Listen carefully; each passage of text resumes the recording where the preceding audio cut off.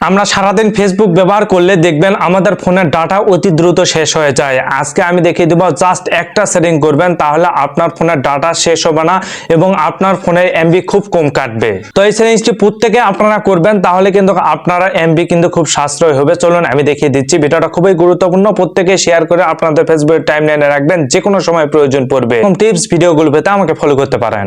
প্রথমে আপনার ফোনের ফেসবুক অফিসিয়াল অ্যাপসে আসবেন। এখানে আসার পর প্রোফাইল আইকনে ক্লিক করে সেটিং অপশনে ক্লিক করে দিবেন।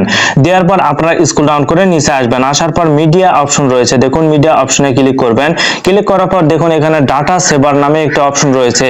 ইউজ ডাটা সেভার 40%, কিন্তু এই ডাটা যদি আপনারা ওকে করেন তাহলে 40% ডাটা কিন্তু আপনার ফোন থেকে কম কাটবে।